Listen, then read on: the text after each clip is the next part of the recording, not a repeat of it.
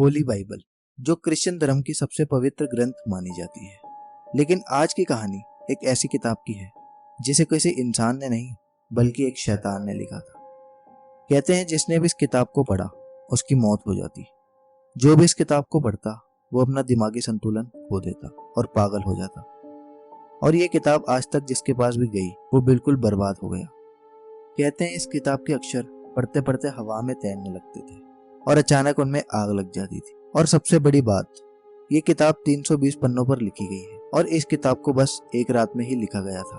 और ये किताब कोई कागज पेपर नहीं बल्कि गधे के चमड़े पर लिखी गई थी। दोस्तों, वीडियो में अंत तक बने रहे क्योंकि जब आप लोग इस बुक की सच्चाई जानोगे तो आपके रोंगटे खड़े हो जाएंगे। दोस्तों, कहानी शुरू करने से पहले अगर आपने हमारे चैनल को अभी तक सब्सक्राइब नहीं किया जाके पहले सब्सक्राइब कर लें, क्योंकि इसी तरह की वीडियोस मैं हमेशा लाता रहता। अब चलते हैं कहानी की ओर। 13वीं सदी में एक सन्यासी हुआ करते थे और वो सन्यासी एक मठ में रहा करते थे। कुछ समय बाद वो सन्यासी मठ धर्म के जो नियम होते हैं उन नियमों का उल्लंघन करने लगे। नियमों के उल्लंघन करने की बात पूरे गांव में फैल गई और बात राजा तक भी पहुंच गई। मठ धर्म के नियमों का उल्लंघन करना एक जुर्म था। ये सन्यासी, जिन्हें अपने धर्म का पालन ठीक तरह से करना चाहिए था, उन्होंने वो ठीक तरह से नहीं किया, जिससे मठ के नियमों का अपमान होने लगा। उस सन्यासी को राजा के सामने पेश किया गया। राजा के पास लाने के बाद दरबार में मीटिंग बैठी और साबित हो गया कि सन्यासी ने मठ धर्म के नियमों का उल्लंघन किया है, जिससे मठ समाज के सभी लोग बदनाम हुए हैं। राजा सबकी बात का सम्मान करते हुए सन्यासी को मौत की सजा सुनाई गई और सजा के तौर पर जिंदा दीवार में चुनवा देने का हुक्म दिया गया। सन्यासी राजा के पैरों में गिर गया और फूट फूट कर रोने लगा और अपनी गलती की माफी मांगने लगा, लेकिन किसी ने उसकी एक बात नहीं सुनी। तभी उसने राजा से कहा उसे गलती सुधारने का एक मौका दिया जाए तो वो एक ऐसी किताब लिखेगा जो आज तक दुनिया में कभी नहीं लिखी गई होगी। ये किताब पूरे मठ को और मठ के सभी सन्यासी को प्रभावित करेगी और पूरी किताब को लिखने का काम वो सिर्फ एक रात में ही पूरा कर लेगा।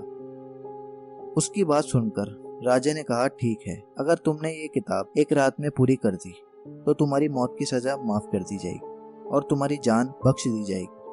इसके बाद उस सन्यासी ने पूरा मन लगाकर उस किताब को लिखना शुरू कर दिया और धीरे धीरे टाइम बीतता गया। और जब आधी रात हो गई तो उसको एहसास हो गया कि एक रात में ये किताब लिखना लगभग नामुमकिन है।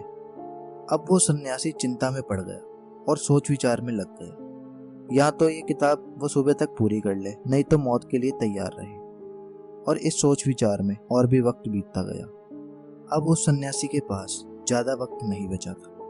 तब उस सन्यासी ने एक ऐसा काम किया, अगर वो उस काम को नहीं करता तो शायद इस किताब का जन्म नहीं होता।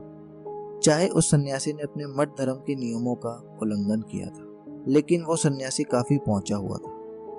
उस सन्यासी ने एक विशेष तरह की पूजा की और शैतानों के देवता लूसीफर का आह्वान किया और अपनी शक्तियों से उन्हें वहां बुलाया।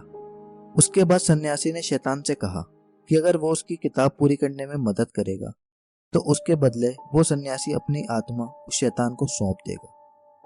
और शैतान ने भी उसकी बात को मान लिया और शैतान अपनी शक्तियों से उस किताब को पूरी करने में लग गया। शैतान की उन शक्तियों को देखकर वो सन्यासी वहीं बेहोश हो गया। लेकिन सुबह जब उसे होश आया तो उसके सामने एक बड़ी सी किताब पड़ी हुई थी। वो सन्यासी बहुत खुश हुआ और उसने जब उस किताब को खोला तो उस किताब के पहले पेज पर शैतानों के देवता लूसीफर का ही चित्र बना हुआ था।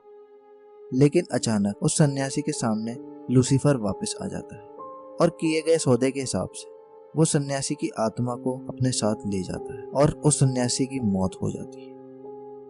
और जब सुबह राजा के लोग वहां पहुंचते हैं तो देखते हैं कि एक बड़ी सी किताब उस सन्यासी के पास पड़ी हुई है।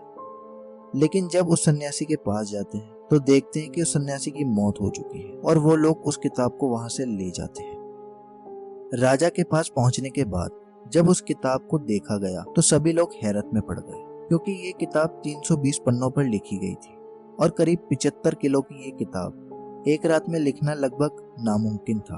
और पता चला कि अगर कोई इस किताब को लग करके लिखे तो करीब 25 से 30 साल लगेंगे इस किताब को पूरा करने में। और एक रात में ये किताब पूरा करना हैरत की बात थी। धीरे धीरे वक्त बीतता गया और इस किताब के चर्चे दूर दूर तक होने लगे और इस किताब ने भी अपना रंग दिखाना चालू कर दिया था। जो भी इस किताब को पढ़ता या तो वो पागल हो जाता या उसकी मौत हो जाती। और जब इस मठ के सन्यासियों ने इस किताब को पढ़ने की कोशिश की तो मठ की आर्थिक स्थिति काफी खराब होने लगी और मठ के लोग भी मरने लगे। इसके बाद इस किताब को दूसरे मठ में भेज दिया गया। दूसरे मठ में किताब के जाते ही उस मठ में महामारी फैलने लगी और मठ के हजारों लोग मारे गए। और उसके बाद इस किताब को एक लाइब्रेरी में रख दिया गया। और साल 1594 में इस किताब को पराग के राजा रुडोल्फ II को गिफ्ट कर दिया गया। और राजा के पास जाते ही इस किताब ने अपने रंग दिखाने चालू कर दिए और धीरे धीरे राजा के आसपास वाले देशों ने भी राजा का सपोर्ट करना बंद कर दिया, जिससे राजा को अपनी सत्ता गंवानी पड़ी। उसके बाद 1648 में पराग और स्वीडन की भयंकर युद्ध हुआ और स्वीडन के सैनिक उस किताब को स्वीडन में ले गए। स्वीडन जाने के बाद उस किताब को स्वीडन की रानी के सामने पेश किया गया। स्वीडन की रानी बुक्स पढ़ने की शौकीन थी और उन्होंने उस किताब को अपनी फेवरेट किताबों की लिस्ट में शामिल कर लिया। और धीरे धीरे वक्त बीतता गया। उस किताब ने उस रानी को भी नहीं बख्शा और 6 साल बाद उस रानी को अपनी सत्ता से हाथ धोना पड़ा और वो रानी स्वीडन छोड़ के रोम चले गई। वो अपने साथ अपनी सारी किताबें ले गई सिवाय उस शैतानी किताब के। आखिर उस किताब को उस रानी ने वहां क्यों छोड़ा, ये अभी तक सवाल ही बना हुआ है। रानी के जाने के बाद उस शैतानी किताब को स्वीडन की लाइब्रेरी में सुरक्षित रख दिया गया और 1697 में स्वीडन की लाइब्रेरी में भयंकर आग लग गई। उस लाइब्रेरी में 25,000 किताबें समेत पूरी लाइब्रेरी जलकर खाक हो गई सिवाय उस शैतानी किताब के। कहते हैं जब उस लाइब्रेरी में आग लगी थी तब उस बुक को लाइब्रेरी में काम करने वाले एक वर्कर ने खिड़की से नीचे फेंक दिया था और इतनी ऊंचाई से गिरने के बाद भी उस 75 किलो की किताब का बाल भी बाका नहीं हुआ और ना ही उस पे कोई निशान आए। लेकिन सबसे बड़ी बात, जिस आदमी ने उस किताब को नीचे फेंका वो आदमी फिर दोबारा कहीं नहीं दिखा और वो आदमी कहाँ गया किसी को नहीं पता। उसके बाद उस किताब को फिर से सुरक्षित रख दिया गया और साल 1878 में स्वीडन में एक नई लाइब्रेरी बनाई गई और इस किताब को वहां शिफ्ट कर दिया गया। उसके बाद आज तक ये शैतानी किताब वहीं सुरक्षित पड़ी हुई है। उसके बाद कई बार इस किताब पर वैज्ञानिकों ने रिसर्च किया, लेकिन इस किताब ने उन वैज्ञानिकों के भी पसीने छुड़ा दिए, क्योंकि ये किताब जितना समझने की कोशिश करो इंसान उतना ही उलझता जाता है। इस किताब के पहले पेज से लेकर लास्ट पेज तक एक ही लिखावट है और उसमें कोई भी मिस्टेक नहीं है और एक ही इंक से इतनी बड़ी किताब को एक जैसी लिखावट में लिखना लगभग नामुमकिन है। ये किताब 100 से भी ज्यादा अलग अलग भाषाओं में लिखी गई है, जिसे डिकोड करके पढ़ना बहुत मुश्किल काम है। आज तक इस किताब को पूरा नहीं पढ़ा गया। आज भी साइंटिस्ट हैरत में पड़ जाते हैं, क्योंकि 25 से 30 साल में पूरे होने वाली किताब एक रात में लिखना नामुमकिन है। और इस बात से साबित होता है कि ये किताब किसी इंसान के द्वारा नहीं लिखी गई। इस किताब में ऐसी चीजें लिखी गई है जो आज तक किसी किताबों में नहीं लिखी गई। इस किताब में काला जादू, तंत्र मंत्र और कई तरह की दवाइयों का भी जिक्र किया है और किताब में बहुत जगह शैतानों के देवता लूसीफर का चित्र बना है, जो शैतानी ताकत की डार्कनेस को दर्शाता है। कहते हैं इस किताब में 320 पन्ने हुआ करते थे, लेकिन अभी इस किताब में 310 पन्ने ही बचे हैं। बाकी के 10 पन्ने कहाँ गए और किसने लिए, ये आज तक रहस्य ही बना हुआ है। दोस्तों, ये थी Codex Gigas, the Devil Bible की सच्ची कहानी। दोस्तों, आपको ये वीडियो कैसी लगी कमेंट करके जरूर बताना। और अभी तक आपने हमारे चैनल को सब्सक्राइब नहीं किया तो जल्दी से चैनल को सब्सक्राइब कर लो। मैं मिलता हूँ आपसे एक और नई वीडियो के साथ। तब तक के लिए गुड बाय।